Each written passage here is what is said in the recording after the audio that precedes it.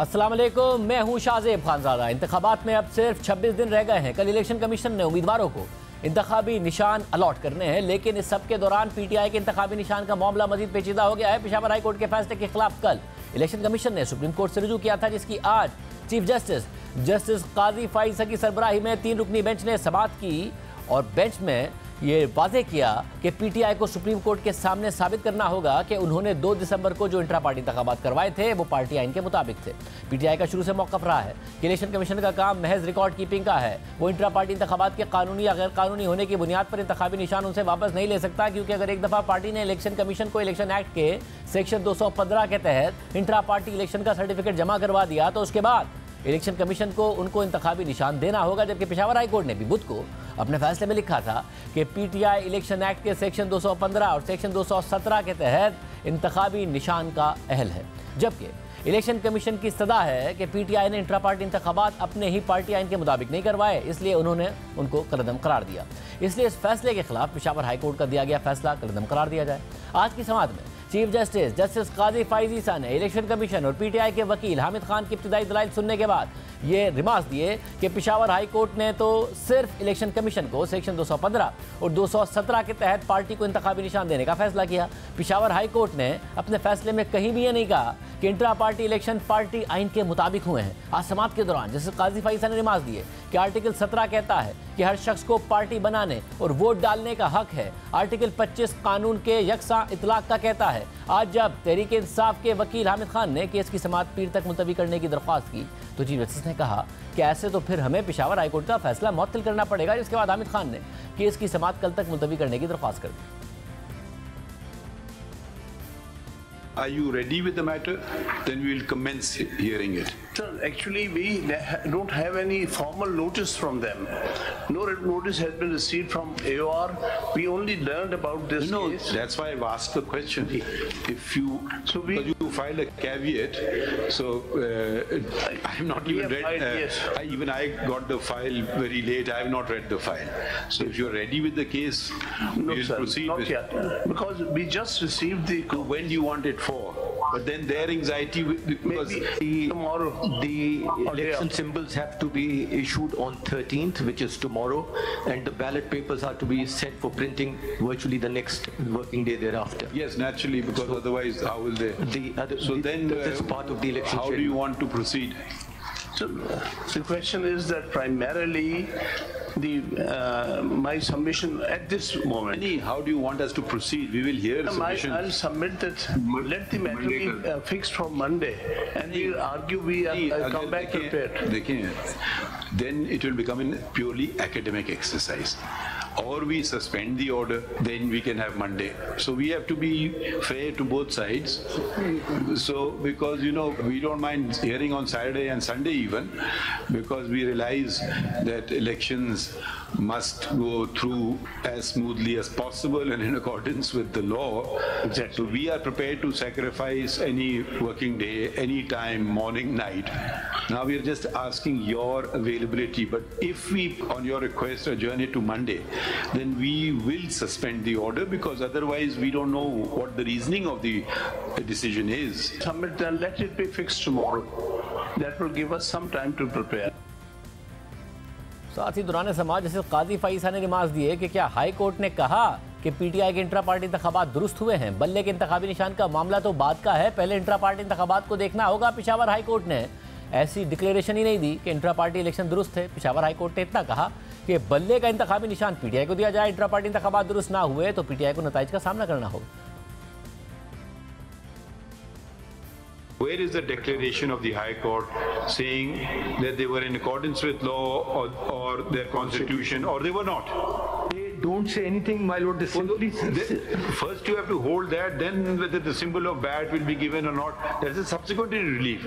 First the initial declaration has to be there. Where is that? That is not. Let's read it again, the whole order. We hold and declare that the impugned order of the Election Commission of Pakistan dated 22nd December 2023 be passed in case number as illegal, without any lawful authority and of no legal effect. But that still doesn't mean that there has been an election. No, चलिए आपका order उड़ गया। अब number 2 पढ़ें। The Election Commission of Pakistan is directed to forthwith publish the certificate filed by the petitioner on its website in terms of Section 209 of the Election Act 2017. इससे पहले declaration कहाँ है? Election were in accordance with law. There is none, my lord. So this will only follow that declaration. There is no such declaration. Yes, the elections were held proper, whatever, and then issue the certificate and issue the election symbol. But I find that declaration missing. अगर ये नहीं दिखा सके कि election उन्होंने सही तौर पे किया है, तो शायद इनको फिर कॉन्सिक्वेंस सफर करनेंगे। अब 2-3 कानूनी बातें भी खड़ी हो गई हैं। एक बुनियादी कानूनी बात है, खान साहब आप ये नोट कर लें, एक बुनियादी कानूनी बात है कि डिक्लेरेशन इन्होंने नहीं मांगा कि भाई जो हमने इलेक्शन कराया है बिल्कुल सही है, वो उन्होंने कॉन्सिक्वेंशियल रिलीफ पे चले गए। साथ ही आज अदालत में ये मामला भी ज़ेर बहस आया कि तहरीक इंसाफ ने एक ही साथ इलेक्शन कमीशन के फैसले के खिलाफ लाहौर हाई कोर्ट और पेशावर हाई कोर्ट में दरख्वास्तें दायर क्यों की, जिस पर chairman PTI barrister Gohar Khan ने कहा कि हमने फोरम शॉपिंग के लिए ऐसा नहीं किया, जिसके बाद चीफ जस्टिस ने इस मामले पर अहम सवाल उठा दिए। मैटर आपने खुद लाहौर हाई कोर्ट गए, 5 मेंबर बेंच बनवाई, इलेक्शन का मैटर है, इलेक्शन कमीशन ने ऑर्डर पास किया है कि आप दोबारा इलेक्शन कराएं, आपका मौक़िफ़ था इलेक्शन सही हो, फिर आपने कहा चलो फिर भी कर देते हैं इलेक्शन, दोबारा खुश हो जाएं, तो फिर आप लाहौर हाई कोर्ट ही में रहते ना, फिर आप पेशावर क्यों चले गए? योराना हमने इलेक्शन पेशावर में करवाए थे, इलेक्शन पेशावर में करवाए थे, तो उससे तो कोई मतलब मेजॉरिटी ऑफ रीजन खान साहब जरा मुझे समझ नहीं, योराना में कानूनी हम क्यों गए थे योराना? फोरम शॉपिंग करने नहीं गए थे, इस्लामाबाद में हमारी लीडरशिप आपने इस्तेमाल किया, मैंने नहीं इस्तेमाल किया। To the extent of intra party elections वो पिटीशन इनफ्रक्चुअस हो गई जब हमने उसको इम्प्लीमेंट किया। पर वही ऑर्डर है ना, ऑर्डर तो वही इलेक्शन कमीशन का, योराना वही ऑर्डर है, लेकिन उसको जब हमने अमल कर लिया उस पे, जब हमने इम्प्लीमेंट किया तो हमने इलेक्शन कराए पेशावर में इस इलेक्शन ना इंफ्रक्शंस होने की, ये मेरे हिसाब से आपकी बात लॉजिकल है, मगर इस ऑर्डर में आपके वकील ने कहा कि नहीं इंफ्रक्शंस हुई है। ये राइटिंग में जो आप सारे तो आप दीजिए, बिल्कुल दीजिए, जो आप देंगे राइटिंग में आपके सामने। मगर देखिए ना, फिर मसला ये है ना कि ये एक आम केस होता है ना, ये है टाइम रिलेटेड केस, ये आपको सिंबल नहीं दे रहे हैं, आपको एक सिंबल चाहिए, तो हम तो चाह रहे हैं कि अगर आपका सिंबल बनता है आपको फौरन मिल जाए, तो हम आमतौर पे तो आपको बहुत टाइम दे देते, मगर इसमें फिर आपको सिंबल नहीं मिलेगा, हम ये नहीं चाह रहे, इसीलिए हमने कहा आप जब चाहें हम सुनने के लिए तैयार हैं। दूसरा, हमने सुप्रीम जुडिशियल काउंसिल को भी मैंने अपने कोलीग्स को कहा कि ये ज़्यादा इंपॉर्टेंट केस है, इसको पहले कर लेते हैं, तो ये हमें जब तक ये इस पर, अब देखिए वही सारे लोग हैं, सैयद अली जफर साहब भी वहाँ मौजूद हैं, वो भी नहीं बता रहे हमें कि क्या बना उस केस का, ये तो नहीं कि दूसरे काउंसिल हैं, वही काउंसिल है ना सारे, पेंडिंग है। Submit in the morning sir, हम चले, मगर ये देखिए, अब आप गौर साहब ने एक लफ्ज इस्तेमाल किया जो मैं नहीं करना चाह रहा था, फोरम शॉपिंग, जो कोर्ट्स जनरली फ्राउन अपॉन, तो यहाँ से रिलीफ नहीं मिली तो जाके वहाँ फाइल कर दो, वहाँ से नहीं मिली तो दूसरे कोर्ट में चले जाओ, तो फिर ये फिर सिस्टम को खराब करता है। तो देखिए, अब आपने ठीक है लाहौर चले गए, फाइन, तो फिर वहीं रहिए ना लाहौर में, फिर आप क्यों जा रहे हैं पेशावर? ठीक है। इलेक्शन कमीशन के वकील के दलाइल मुकम्मल होने के बाद अकबर पावर के वकील ने अदालती सवालात का सामना किया, जिसके बाद समाअत कल सुबह 10 बजे तक के लिए मुलतवी कर दी गई। आज की समाअत के बाद मीडिया से बात करते हुए बैरिस्टर गौहर ने कहा कि हमें इस बेंच से बहुत बड़ी उम्मीद है, अगर इलेक्शन फ्री एंड फेयर नहीं हुए तो उन्हें कोई नहीं मानेगा, सुप्रीम कोर्ट जमहूरियत को डीरेल नहीं होने देगी। Election free fair and transparent नहीं हुए और इसमें से सबसे पॉपुलर पार्टी को अगर आउट किया गया, दुनिया कभी आपकी इलेक्शन को नहीं मानेगी। और इस बेंच से हमें बहुत बड़ी उम्मीद है इंशाल्लाह ताला कि सुप्रीम कोर्ट हर साजिश का मुकाबला करते हुए इंशाल्लाह जमहूरियत का बचाव करेगी, जमहूरियत को डिरेल नहीं होने देगी, इस प्रोसेस को रोकने नहीं देगी और इस प्रोसेस में सबको मसावी मौका फराहम करेगी और इंशाल्लाह हमारा बल्ले को बहाल रखेगी। इस पूरी सूरत पर बात करने के लिए तहरीक इंसाफ के वकील अहमद उवैस हमारे साथ मौजूद हैं, जो आज सुप्रीम कोर्ट में भी मौजूद थे। बहुत शुक्रिया अहमद उवैस साहब, शो में ज्वाइन करने के लिए। ज़ाहिर है कल का दिन बहुत अहम है। पार्टी इस बात को डिफेंड करेगी कि जी इलेक्शन कमीशन का इख्तियार ही नहीं है, हमने इलेक्शन करा दिए, अब इलेक्शन कमीशन की जिम्मेदारी है कि वो हमें बल्ले का निशान दे, जो इंतखाबी निशान दे, ना कि वो हमारे इंतखाबात को देखे कि वो ठीक हुए थे या नहीं हुए थे, या फिर ये साबित करेगी कि हमारे इंतखाबात भी बिल्कुल ठीक हुए थे इसलिए हमें बल्ले का निशान मिलना चाहिए? दोनों एस्पेक्ट के ऊपर हमने इलेक्शन बिल्कुल ठीक करवाए हैं और 175 जो पॉलिटिकल पार्टीज हैं उनके इलेक्शन आप देखें कैसे हुए हुए हैं, और जितनी बड़ी पार्टीज हैं वो तो सिर्फ डायनेस्टीज के अंदर ही नहीं है, एक फैमिली के अंदर ही सारा इलेक्शन रहा है उनके।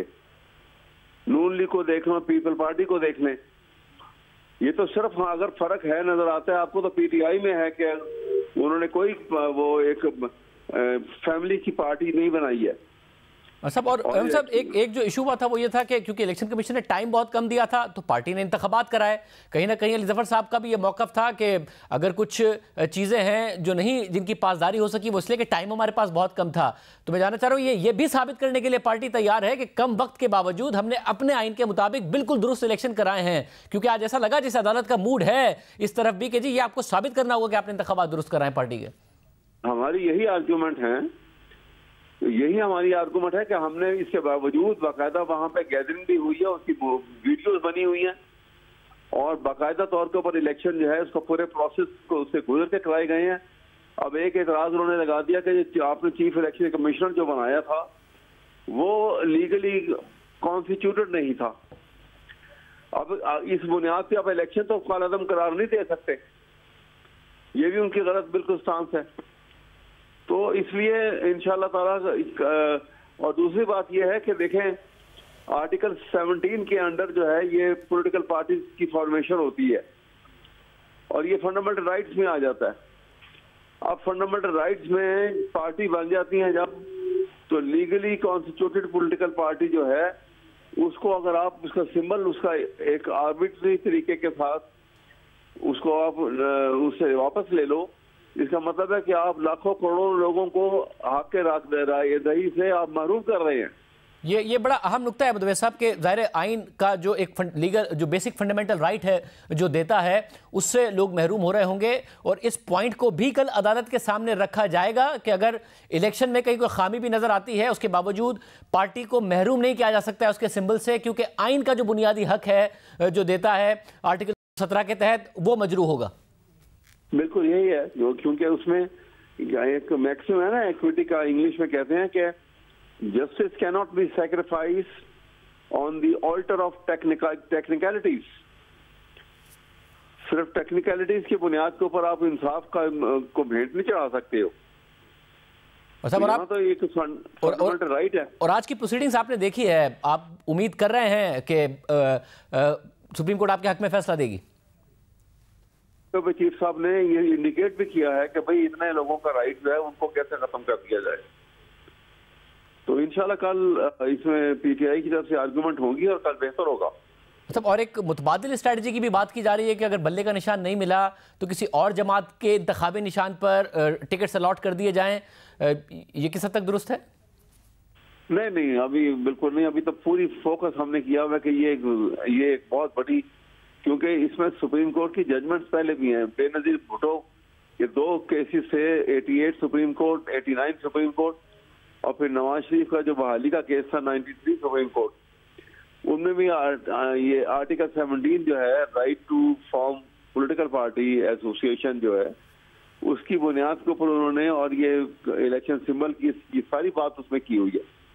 और वहां भी कंक्लूड उन्होंने यही किया है कि by arbitrary exercise of authority you can not snatch the fundamental right of the people. बहुत शुक्रिया। दूसरी तरफ नून लीग को पंजाब में कौमी और सूबाई असेंबली की नशिस्तों पर टिकट जारी करने के बाद से मुश्किलात का सामना है। आज नून लीग ने लाहौर से कौमी और सूबाई असेंबली के हलकों से पार्टी उम्मीदवारों के नामों का ऐलान किया है। लाहौर के हलका NA 130 से नवाज शरीफ, NA 123 से शहबाज शरीफ, NA 119 से मरियम नवाज शरीफ और NA 118 से हमजा शहबाज शरीफ इंतखाबात में हिस्सा लेंगे, जबकि नून लीग ने शेख रुहेल असगर और अयाज सादिक का मसला भी हल कर दिया है। लाहौर से कौमी असेंबली के हलके NA 120 से अयाज सादिक और NA 121 से शेख रुहेल असगर इंतखाबात में हिस्सा लेंगे। आम बात यह है कि नून लीग ने लाहौर से कौमी असेंबली के 2 हलके NA 117 और NA 128 खाली छोड़े हैं और इन दोनों हलकों से IPP के उम्मीदवारों अलीम खान और रौन चौधरी की हिमायत की जाएगी। इसके अलावा लाहौर से सूबाई असम्बली की नशिस्त PP 159 से मरियम नवाज, PP 147 से हमजा शहबाज और PP 164 से शहबाज शरीफ को टिकट जारी किया गया है। नून लीग IPP के साथ काफ लीग को भी एडजस्ट करने की कोशिश कर रही है, मगर आज काफ लीग ने ऐलान किया है कि वो नून लीग के साथ सीट एडजस्टमेंट नहीं करेगी। काफ लीग के रहनुमा और चौधरी शुजात हुसैन के बेटे चौधरी सालिक ने कहा है कि पार्टी क़यादत ने फैसला किया है कि वो दोहरे मयार का शिकार नहीं होंगे। नून लीग काफ लीग से मुकाबला करेगी तो वो अपने साथियों के साथ खड़े होने को तरजीह देंगे। चौधरी सालिक ने मजीद कहा कि हमारी नून लीग से 4 कौमी और 8 सूबाई नशिस्तों की बात हुई थी, मगर काफ लीग के लिए 2 कौमी और 2 सूबाई हल्के छोड़े गए हैं। ऐसा नहीं हो सकता कि उन्हें और भाई को नशिस्त दी जाए और बाकियों को नहीं। सिर्फ इत्तेहादियों की शिकायत नहीं है, बल्कि खुद नून लीग के रहनुमा भी टिकटों की तकसीम पर नाराज नजर आ रहे हैं। राना सनाउल्लाह साहब इस सारे प्रोसेस का हिस्सा रहे हैं। हमारे साथ मुजरान साहब, बहुत शुक्रिया शो में ज्वाइन करने के लिए। राना साहब, आपने हमारे प्रोग्राम में कहा था कि काफ लीग के साथ होगी एडजस्टमेंट, शुजात हुसैन साहब के साथ होगी एडजस्टमेंट, अब वो भी आपसे नाराज नजर आ रहे हैं कि जो प्रॉमिस किया था वो नहीं किया आप लोगों ने। देखें, जो प्रॉमिस हमने किया, जिससे भी किया, वो हमने पूरा किया है अल्लाह के फजल से। मामला ये है कि काफ लीग के साथ जो हल्का NA 165 है बहावलपुर, तो वो हमारा वादा था तारक बशीर चीमा साहब के साथ, वो हमने खाली छोड़ा है। उसके नीचे जो 2 सूबाई हल्के हैं 247 और 248, तो तारक बशीर चीमा साहब की ये ख्वाहिश थी कि उनको भी खाली छोड़ा जाए। तो उस बारे में हम अभी भी कोशिश है कि उस मामले में कोई एडजस्टमेंट हो जाए। तो इसके अलावा बाकी तो काफ लीग के साथ जो भी बात उन्होंने की है वो ऑलमोस्ट हमने पूरी की है। यानी कि अभी मामला ख़त्म नहीं हुआ है उनके साथ, आप कह रहे हो जाएगा मामला ठीक? उनके साथ मामला बिल्कुल ख़त्म नहीं होगा। उन्होंने हमारे साथ 16 माह की जो हमारी गवर्नमेंट थी उसमें सबसे बेहतर, सभी का बेहतर था, लेकिन सबसे बेहतर अगर किसी ने तआवुन किया तो वो चौधरी शुजात साहब और चौधरी सालिक हुसैन साहब ही थे और तारक बशीर चीमा साहब थे। तो हम हर हाल में जो है वो उनके साथ तआवुन करना चाहते हैं, लेकिन एक बड़ी पार्टी के लिए जिसमें हर हलके में लोग हों और एक से ज़्यादा लोग हों, तो उसमें जो प्रेशर्स हैं और उसमें जो मुश्किलात हैं तो उनका बहरहाल फिर सामना करना पड़ता है। अच्छा, मगर इस सब में जो IPP है वो मुतमईन हो गई आपके साथ? 2 हल्के आपने, वो भी लाहौर के, एक अलीम खान साहब के लिए, कौन चौधरी के लिए खाली छोड़ दिया?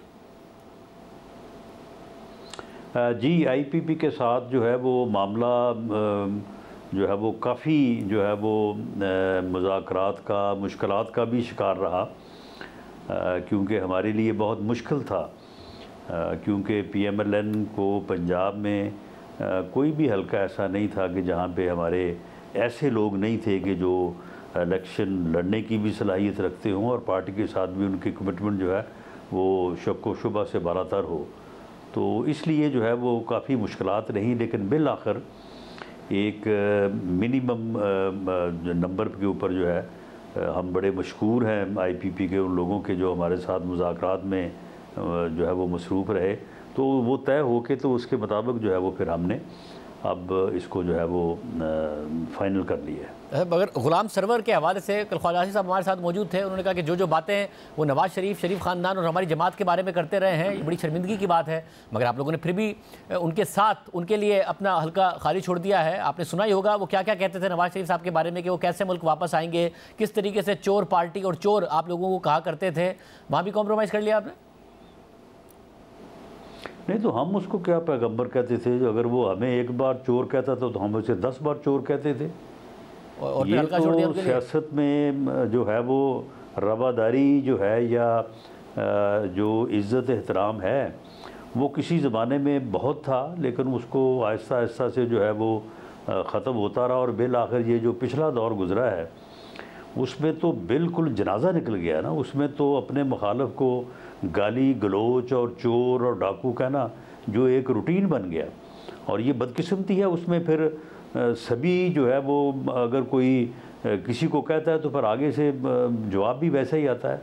तो ये एक बदकिस्मती से जो है वो एक दौर गुज़रा है कि जिसमें सियासत में मुखालफीन को जो है वो गाली देना जो है वो एक रिवाज बना रहा, उनके ख़िलाफ़ झूठे केसेस बनाना, उनके ख़िलाफ़ एक इंतकामी कार्रवाइयाँ करना। तो ये सारी चीज़ें जो है, हम तो ये चाहते हैं कि ये चीज़ें ख़त्म हों और आहिस्ता आहिस्ता जो है वो लोग अपने नॉर्मल रवैयों की तरफ आएँ। मगर इसमें टाइम लगेगा। मगर कैसे मान गए कि आप लोगों की ऐसी क्या मजबूरी थी कि गुलाम सरवर के लिए आप लोगों को कॉम्प्रोमाइज़ करना पड़ा? नहीं, कोई मजबूरी नहीं थी। मामला ये है कि जिन लोगों ने उस वक्त जब एक जाबर और जुल्म पे मबनी जो है वो दौर था, जब लोगों के ख़िलाफ़ जो है वो झूठे केसेस और लोगों को जेलों तक जाके जो है वो इंतकाम का निशाना बनाया जा रहा था, तो ऐसे में जिन लोगों ने हमारी उन कोशिशों में हमारा साथ दिया और जो है वो हम उस दौर को जो है वो उस जुल्म को ख़त्म कर सके, अदम एतमाद कर सके, तो उनके साथ हमारी कुछ कमिटमेंट्स थी। और इसी तरह से बाद में भी कुछ लोगों के साथ गुलाम सरवर तो उनमें से नहीं थे। वो तो जब आप लोगों के साथ गलत हो रहा था, ये तो हर गलती को जस्टिफाई करते थे। पीआईए इन्होंने तबाह किया, पेट्रोलियम सेक्टर की तबाही के ये जिम्मेदार थे, और ये उनमें से नहीं थे। तो 9 मई के बहुत बाद पार्टी छोड़ने वालों में से हैं। नहीं, ये उनमें से नहीं थे, लेकिन ये उनमें से जो थे उनके साथ तो थे ना। मामला ये है कि जहांगीर तरीन जो है वो आपको पता है ना कि उनके ख़िलाफ़ क्या होता रहा, किस तरह के उन्हें इंतकाम का निशाना बनाया गया। अलीम ख़ान को, जिसने उस जलसे को जो है वो कामयाब कराया, जिस जलसे के बाद पीटीआई जो है वो पीटीआई बनी, तो उसके साथ जो सलूक हुआ, तो अब अगर उनके साथ कुछ लोग शामिल हुए हैं और वो उन लोगों को एडजस्ट करना चाहते हैं, तो हमें किसी हद तक जो है वो फिर जो है वो रवादारी का जो है वो लिहाज करना पड़ता है। और जहांगीर तरीन साहब के लिए क्या हुआ? क्योंकि लोधरा में तो नहीं माने थे अब्दुल रहमान काजू, और फिर वहाँ टिकट भी हो गया, तो उन्हें कहाँ एडजस्ट कर रहे हैं आप? जी, हमें लोधरा में जो है वो कुछ मुश्किलात थी। उन मुश्किलात का हमने फिर हाल इस तरह से निकाला कि जहांगीर तरीन साहब से ये रिक्वेस्ट की कि आप अगर यहाँ से भी लड़ना चाहते हैं, लोधरा से भी, तो ठीक है, आप हल्के को ओपन कर देते हैं, आप लड़ लें। लेकिन मुल्तान में एक हल्का जो 149 है, तो उसमें हमने फिर उनको रिक्वेस्ट की कि आप यहाँ से जो है वो इलेक्शन लड़ें, और वहाँ पे हमने उनको खाली छोड़ा है उस हल्के को उनके लिए, और वहाँ पे भरपूर तरीके से उनकी सपोर्ट की जाएगी और इंशाल्लाह कामयाब होंगे। और तलाल चौधरी को किस तरह एडजस्ट किया गया? उनका तो बड़ा कॉन्फिडेंस था कि मैंने जो कुछ पार्टी के लिए किया है, मुझे तो टिकट मांगने की ज़रूरत भी नहीं है। फिर ऐसा लगा कि वो टिकट मांगने के लिए कोशिश करने में लगे हुए। देखें, कमिटमेंट जो है वो भी एक मेरिट होती है, और कमिटमेंट से बड़ा कोई मेरिट नहीं है। वो अलग बात है कि अगर जो कमिटमेंट हमने की उसमें कोई कमी बेशी या गलती कोताही हो सकती है, लेकिन जब हो तो फिर उसको पूरा किया जाना चाहिए। ये पार्टी की कमिटमेंट थी, पार्टी प्रेसिडेंट की कमिटमेंट थी, तो वो हमने तलाल चौधरी साहब को जो है वो पहले भी ये बात होती रही है, आज फिर उनको हमने बिठाया, समझाया, उनकी इज़्ज़त, उनके एहतराम को पेश नज़र रखते हुए उनके साथ जो उनके साथ कमिटमेंट हुई है, अगर वो पहली कमिटमेंट को हमने पूरा किया है, तो जो कमिटमेंट तलाल चौधरी साहब से हुई है उसको भी पूरा करेंगे इंशाअल्लाह। और वो क्या है? सेनेट में एडजस्ट करना है और 2 MPA? जी, उस हलके में जो वहाँ पे जो विंग्स थे, जिनको जो सूबाई हलके हैं, तो उनमें उनकी रिकमेंडेशंस को जो है वो अहमियत दी गई है, मशावरत की गई है, और उसके बाद जो है वो उन्हें सेनेट में जो है वो पार्टी प्रेसिडेंट ने उनके साथ वादा किया है। तो इसी तरह से मलक नवाज़ साहब थे फैसलाबाद से, उनके साथ भी जो है वो कमिटमेंट की गई है, तो इंशाअल्लाह ताला ये कमिटमेंट्स भी पूरी होंगी। और दानियाल अजीज़, उन्होंने ज़ाहिर पार्टी लाइन से हट के बातें की थी, पार्टी ने शो कॉज किया था, उन्होंने जवाब दिया था, वो पहले डिस्क्वालीफाई हुए, उनकी जगह जब उनकी अहलिया इलेक्ट हुई, उन्होंने बहुत अच्छा काम किया पार्लियामेंट के अंदर, लेजिस्लेशन में बड़ा कंट्रीब्यूट किया, मगर उन्हें इग्नोर कर दिया गया। नहीं, देखें, दानियाल अजीज़ साहब जो है उनके काम करने में कोई शक नहीं है, वो बड़े काबिल और बड़े मेहनती इंसान हैं, और उन्होंने पार्टी के लिए जो है वो मुश्किलात का भी सामना किया, उन्हें डिस्क्वालिफिकेशन का जो है वो सामना करना पड़ा, और उनकी अहलिया ने जो है वो एक मेंबर के तौर पे असम्बली में बहुत अच्छा काम किया। लेकिन किसी को पार्टी का मजाक उड़ाने की जो है वो इजाज़त नहीं दी जा सकती। उन्होंने दरअसल जो बातें की महंगाई के मतलब या कोई भी और ऐसी बातों से तो कोई फ़र्क नहीं पड़ता। सियासी जमात में लोगों को इज़हार राय की बिल्कुल आज़ादी है, होनी चाहिए, लेकिन पार्टी का मजाक नहीं उड़ाना चाहिए। उनको जब हमने इस बात के ऊपर नोटिस किया तो उन्होंने आगे से उस नोटिस का मजाक उड़ाया, फिर उसके बाद दोबारा ऐसी बातें की जो कि उनके शयान शान भी नहीं थी और पार्टी डिसिप्लिन के दायरे में भी नहीं आती थी। अच्छा, मगर अब इसमें एक इशू ये आ रहा है कि नून लीग जो ये तासुर देती थी कि हमारे पास बड़ी अच्छी टीम है, कॉर्पोरेट सेक्टर से भी लोग मौजूद हैं, इकोनॉमी को समझने वाले लोग मौजूद हैं, उसमें बड़े सॉफ्ट फेस रखने वाले लोग मौजूद हैं। शाहिद खान अब्बासी वो साइडलाइन हो गए, खुद नहीं लड़ रहे इलेक्शन। मिफ्ता इस्माइल साहब साइडलाइन कर दिए गए, मोहम्मद ज़ुबैर वो नाराज़, वो साइडलाइन कर दिए गए। डॉक्टर आयशा गौस पाशा साहिबा, उन्हें मखसूस नशिस्तों पर नहीं दिया गया। जिसको इकोनॉमी समझ में आती थी वो साइडलाइन हो गया, या जो सॉफ्ट फेस था, क्या एक इसहाक डार साहब को ही रखना है शरीफ खानदान ने, ताकि बस एक ही चॉइस हो, वही बंदा रहे जिसको इकोनॉमी समझ में आती है? जिन लोगों को इकॉनमी की समझ है उनकी तादाद जो है वो जो मौजूदा टीम है उसमें 20 में है। तो जिन साहिबान का आपने नाम लिया तो बिल्कुल उन साहिबान को भी बड़ी अच्छी समझ थी, लेकिन उनको किसी ने साइडलाइन नहीं किया। वो खुद ही जो है वो इस वक्त उन्होंने साइडलाइन होना जो है वो पसंद किया है, और मेरा ख्याल है कि जब उनकी ज़रूरत पड़ेगी पार्टी को तो इंशाअल्लाह ताला वो भी वापस आ जाएंगे। कोई पार्टी के साथ उनका कोई ऐसा कोई तनाज़ा या कोई झगड़ा नहीं है, कोई नाराज़गी भी नहीं है।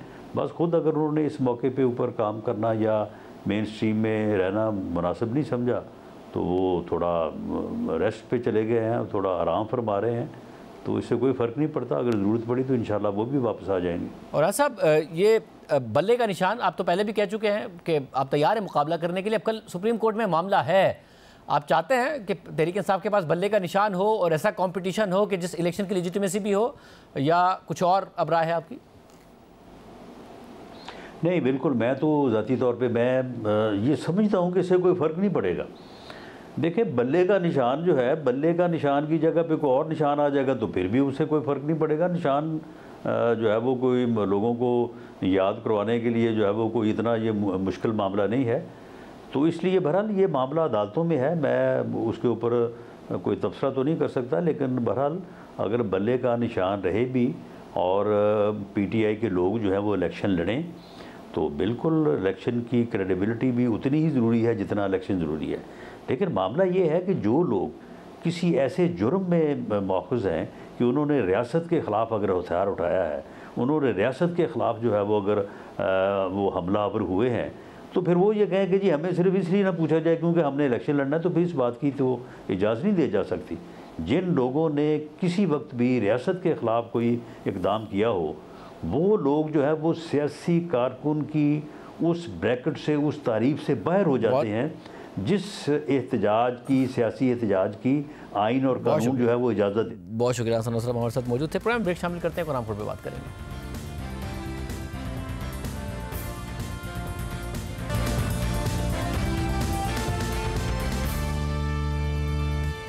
सुप्रीम कोर्ट ऑफ पाकिस्तान में गुज़िश्ता 2 दिन के दौरान बड़ी तब्दीलियां रूनुमा हुई हैं, जिसके बाद दीगर आईनी इदारों में भी तब्दीली आ गई हैं। 24 घंटों के अंदर अंदर जस्टिस मज़ाहिर अली नकवी और सीनियर जज जस्टिस एजाजुल एहसन ने इस्तीफे दे दिए, जिसके बाद ना सिर्फ सुप्रीम कोर्ट में जजेस की तादाद कम हो गई है, बल्कि जस्टिस एजाजुल एहसन के इस्तीफे की वजह से supreme judicial council, judicial commission of Pakistan और सुप्रीम कोर्ट के बेंचेस तश्कील देने वाली कमेटी के अरकान भी तब्दील हो गए हैं। पहले जस्टिस एजाजुल एहसन तीसरे सीनियर मोस्ट जज होने की वजह से इन तीनों इदारों के रुकन थे, लेकिन उनके अचानक इस्तीफे के बाद अब ना सिर्फ जस्टिस मंसूर अली शाह अक्टूबर में उनकी जगह चीफ जस्टिस बनेंगे, बल्कि अभी से सुप्रीम जुडिशल काउंसिल और बेंचेस तश्कील देने वाली कमेटी के रुकन भी बन गए हैं।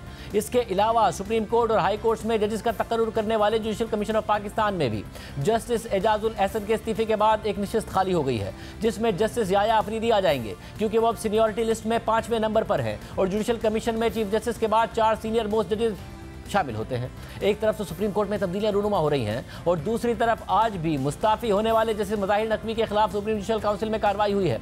चीफ जस्टिस काजी फईसा की सरबराही में सुप्रीम जुडिशल काउंसिल का ओपन इजलास हुआ, जिसमें justice Sardar Tariq Masood, justice Mansoor Ali Shah, chief justice Lahore high court justice Amir Bhatti और chief justice Balochistan high court Naeem Akhtar Afghan शरीक हुए। इजलास के शुरू में चीफ जस्टिस ने काउंसिल के सेक्रेटरी को साबिक जज जस्टिस मज़ाहिर अली नकवी के वकील ख्वाजा हारिस का खत पढ़ने की हिदायत की। काउंसिल की सेक्रेटरी जजीला असलम ने बताया कि ख्वाजा हारिस ने खत में कहा है कि वो 11:30 बजे नहीं पहुंच सकते। ख्वाजा हारिस के माविन वकील डॉक्टर यासिर ने खत जमा कराया है। ख्वाजा हारिस का मौक़िफ़ है कि काउंसिल सिर्फ हाजिर सर्विस जज के खिलाफ कार्रवाई कर सकती है। इसके बाद अटॉर्नी जनरल मंसूर उस्मान अमान ने कहा कि गुज़िश्ता रोज़ अदालत में आफिया शहर बानो केस के फैसले का हवाला दिया गया था। वफाकी हुकूमत ने फैसला किया है कि हम आफिया शहर बानो फैसले के खिलाफ अपील दायर कर रहे हैं। अगर आज काउंसिल कार्रवाई मुलतवी करती है तो हमें कोई एतराज़ नहीं है।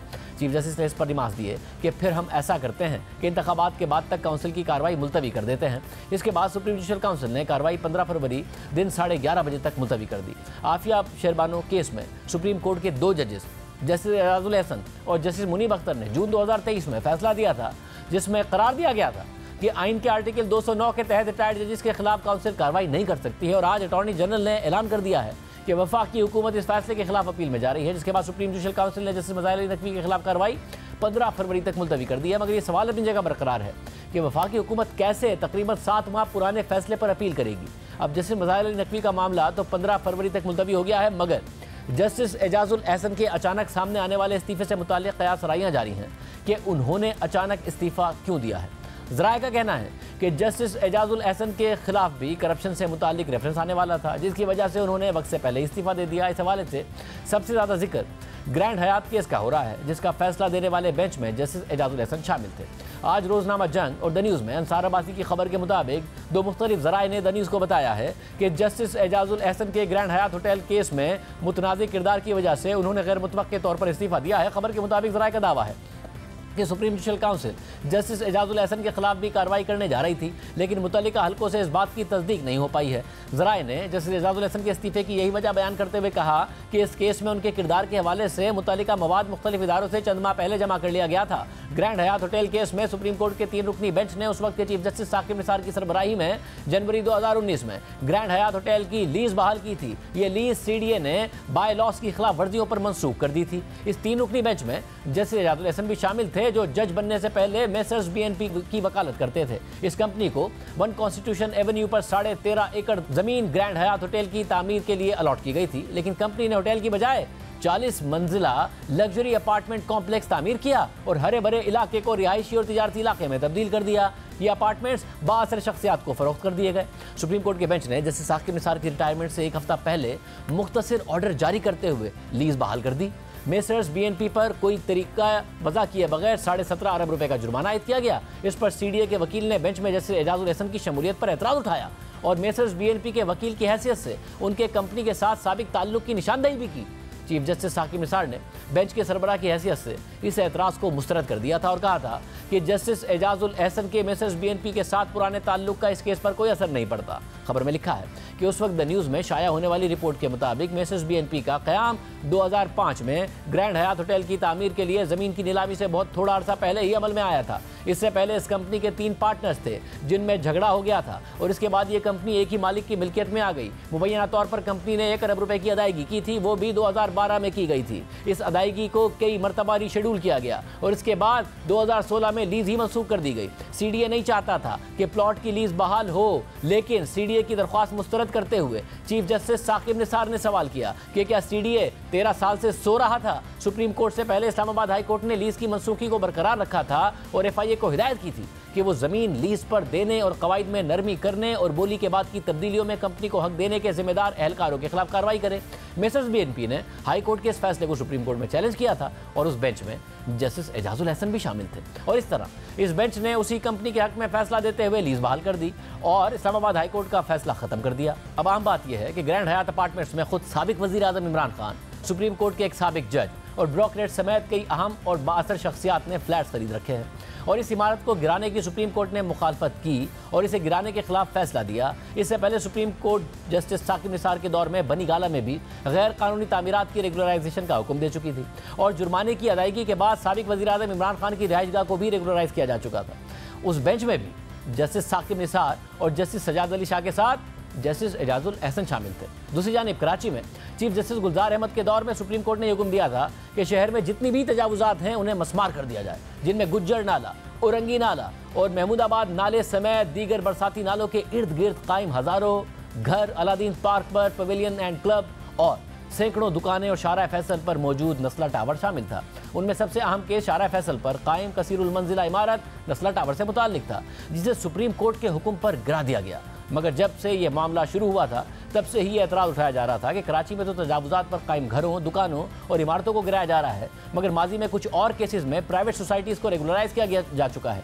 सुप्रीम कोर्ट से यह मुतालबा किया जा रहा था कि हज़ारों घरों, दुकानों और इमारतों को बुलडोज करने के बजाय कोई ऐसा हल निकाला जाए जिससे हज़ारों ख़ानदानों को बेघर होने और बेरोज़गार होने से बचाया जा सके, लेकिन ऐसा नहीं हो सका और नस्ला टावर और अलादीन पार्क समेत कई बड़ी बड़ी इमारतों को सुप्रीम कोर्ट के हुक्म पर गिरा दिया गया। और उसमें भी अहम बात यह है कि कराची में बैठकर ये फैसले देने वाले 3 रुकनी बेंच में भी जस्टिस एजाजुल एहसन शामिल थे और उस वक्त भी एतराज़ उठता रहा कि कराची शहर के मसाइल का सही अंदाज़ा ना होने के बावजूद उन्हें बेंच में शामिल कर लिया गया, जिसके नतीजे में मुतनाज़ फैसले सामने आए। सुप्रीम कोर्ट के जज की हैसियत से जस्टिस एजाजुल एहसन के किरदार पर मुसलसल सवाल उठते रहे हैं। पनामा केस में मॉनिटरिंग जज से लेकर चीफ जस्टिस उमर अता बंदियाल के दौर तक वो हर अहम सियासी और आइनी मुकदमे में तकरीबन हर शामिल रहे और नून लीग उन पर मुसलसल जानिबदाराना फैसले देने का इल्ज़ाम लगाती रही। और पंजाब और खैबर पख्तूनख्वा में इंतखाबात के केस में उस वक्त पीडीएम हुकूमत में शामिल तमाम जमातों ने जस्टिस एजाजुल एहसन पर अदम एतमाद का इजहार कर दिया था, मगर तहरीक इंसाफ उनके हक में बयानात देती रही और आज भी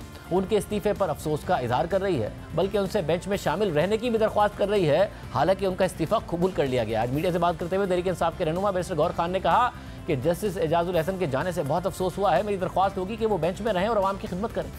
मैं समझता हूँ मुझे तो ज़ाती तौर पर दोनों जज साहिबान के इस्तीफ़ा पे अफसोस हुआ है और एजाजुल हसन साहब बड़े काबिल और कॉन्स्टिट्यूशनल जज थे, उसके जाने से बहुत ज़्यादा अफसोस हुआ है और जाना नहीं चाहिए, लेकिन कानून will take its own course. मेरी रिक्वेस्ट होगी कि वो बेंच पे रहे और आवाम की खिदमत करे। और दूसरी तरफ नून लीग जस्टिस एजाजुल एहसन के इस्तीफे को काफ़ी नहीं समझ रही है और उनसे हिसाब भी लेने का मुतालबा कर रही है। ये साहब जो है उस वक्त किस किस्म की गुफ्तगू करते थे और इन्होंने मॉनिटरिंग जज की हैसियत से क्या रोल अदा किया। वो तारीख तरीन जो है जो दिन थे हमारी अदलिया की तारीख में, और भी बहुत से तारीख वाक़यात हुए हुए हमारी अदलिया की तारीख में। कुछ हमने अपनी माजी से ना अदलिया ने सीखा ना हमने सीखा है। इस रियासत के मुजरम है ये लोग जो हैं, जिसने कल इस्तीफा दिया है, जिसने आज इस्तीफा दिया है। ये लोग जो अदल बेचते हैं, ये अदल फरोशी जो है कुछ और किस्म की जो फरोशी होती है उससे भी बदतरीन होती है। जब ये लोग वायलेट करते हैं, ये अपनी दुनिया भी बर्बाद करते हैं, आखिरत भी बर्बाद करते हैं। चेंबर की प्रैक्टिस करेंगे और वहां जो फिर जिस किस्म के खेल खेले जाएंगे। मेरी अपनी डिमांड भी है कि ये सही सालम घर नहीं जाने चाहिए। इनके तमाम तक जो है तनख्वाहें, तमाम तक जो है इनके ड्यूज जो है, तमाम तक मराहत जो है। हमने प्रोग्राम में मौक़िफ़ देने के लिए जस्टिस एजाजुल एहसन से भी रब्ता किया है, हमें कोई जवाब नहीं मौसूल हुआ है। प्रोग्राम लाइव है, वो अपना मौक़िफ़ दे सकते हैं।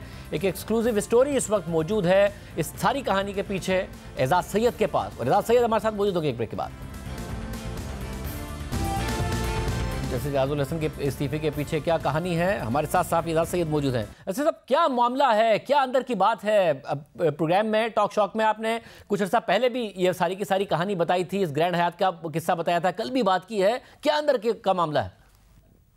शाह साहब बहुत बहुत शुक्रिया। शाह साहब, सुप्रीम कोर्ट के अंदर बहुत सारी पोलराइजेशन मौजूद थी और सुप्रीम कोर्ट के जो चीफ जस्टिस हैं उनके हवाले से भी जस्टिस एजाजुल एहसन अपने कुछ साथी जजेस के हमरा कोई अच्छा ख्याल नहीं रखते थे और उनको यानी कि चीफ जस्टिस को नाकाम करने के लिए उनकी कोई गुफ्तगू भी मौजूद थी। लेकिन जो ग्रैंड हयात का केस है, ये एक बुनियादी केस है जिसके बारे में जो एजाजुल एहसन है, जस्टिस एजाजुल एहसन, उनको पता चल गया था कि अब उनको नोटिस दिया जाएगा और उनके खिलाफ कार्रवाई का आगाज हो जाएगा। साथ ही साथ ये तो एक ओपन एंड शट केस था क्योंकि इसमें कॉन्फ्लिक्ट ऑफ इंटरेस्ट बड़ा क्लियरली नजर आता है। लेकिन मेरी इत्तलात के मुताबिक जो एजाजुल एहसन है साबिक जज, उनको कल 11 जनवरी की सुबह भी कोई मोबाइल फोन पे कोई मैसेज वगैरह कोई आया था। उसकी डिटेल क्या है मैंने उनसे मौक़िफ़ जानने की कोशिश की, अभी तो नहीं मिला, लेकिन उसकी डिटेल जब उनका मौक़िफ़ आएगा तो उसके बारे में बताएंगे। लेकिन मेरी इत्तलात ये है कि जो फाइनल वजह बनी उनके मोबाइल फोन पे कोई मैसेज आया है और उस मैसेज की वजह से उनको पहले भी ख्याल था कि शायद वो अपने ओहदे से इस्तीफा दे दें, लेकिन जो फाइनल वजह एक और बनी वो मैसेज था जो उन्हें मौसूल हुआ है और फिर उन्होंने फैसला कर लिया कि अब वो चले जाए। मतलब ये जो ग्रैंड हयात का मामला है, अब उसी वक्त जब ये केस चल रहा था तो उनकी मौजूदगी पर एतराज़ उठाया सीडीए के वकील ने, जैसे साकिब निसार ने वो एतराज़ मुस्तरद किया और बात को आगे कंटिन्यू किया। तो जो कॉन्फ्लिक्ट का मामला था वो तो वहीं एड्रेस हो गया ना, वकील की तरफ से एतराज़ हुआ, एतराज़ मुस्तरद हुआ और आगे जाके फैसला आ गया। तो अब ऐसी क्या नई हकाइक आ गए, कोई नई ऐसी चीज़ें सामने आ गई जो एक चार्जशीट बनाती हैं उनके खिलाफ? शाहजेब, मामला ये है कि ग्रैंड हयात वाले मामले में कॉन्फ्लिक्ट ऑफ इंटरेस्ट खत्म नहीं हुआ था। उस वक्त के जो चेयरमैन सीडीए थे उन्होंने भरी अदालत में उंगली का इशारा करके जस्टिस एजाजुल एहसन पर सवाल किया था कि आप इस केस को की समाअत किस तरह कर सकते हैं, आप तो खुद उस कंपनी की तरफ से वकालत करते रहे हैं। तो बाद में बहुत सारे लोगों ने, हमारी इत्तलात के मुताबिक कुछ लोगों ने सुप्रीम जुडिशल काउंसिल को भी अप्रोच किया था और जो मिसकंडक्ट के हवाले से कुछ शिकायत सुप्रीम जुडिशल काउंसिल को भी मौसूल हुई थी। और अब मौजूदा जो चीफ जस्टिस है काजी फाइज ईसा, इनकी सरबराही में जो सुप्रीम जुडिशल काउंसिल है उनके पास भी कुछ चीजें थी और हमारी इत्तलात के मुताबिक काफी सारी एविडेंस जो थी वो मौजूद थी बाज लोगों के पास और बाज अफराद के पास, और इस बात का इल्म खुद जस्टिस साबिक जज जस्टिस एजाजुल एहसन को इल्म था। और जो जस्टिस नकवी है उसके रेजिग्नेशन से उन्हें अंदाजा हुआ या फिर उसके बाद जो सुप्रीम जुडिशल काउंसिल की कार्रवाई हुई उसके बाद उन्होंने फैसला किया कि सिर्फ रेजिग्नेशन से बात खत्म नहीं हो रही है? मेरी इत्तलात के मुताबिक जस्टिस नकवी का जो फैसला हुआ उस दौरान भी ये बात कंसिडरेशन में थी कि उसी वक्त नोटिस जारी कर दिया जाए, इनको जस्टिस एजाजुल एहसन साहब को नोटिस जारी कर दिया जाए, लेकिन उसके ऊपर शायद कंसेंसस नहीं हो सका और जस्टिस नकवी हैं उनको नोटिस जारी हुआ और आपको पता है कि उनका रेजिग्नेशन भी आ गया, लेकिन इन्होंने वहां से उस इजलास में शिरकत नहीं की और बाद में जब इनके पास मजीद चीजें कुछ आई और इनको मजीद हालात वाज़ेह हुए तो उन्होंने अपने ओहदे से इस्तीफा देने का फैसला किया। बहुत शुक्रिया, उसको आपने सुनी। आज के प्रोग्राम में इतना, इजाज़त दीजिए, अल्लाह हाफ़िज़।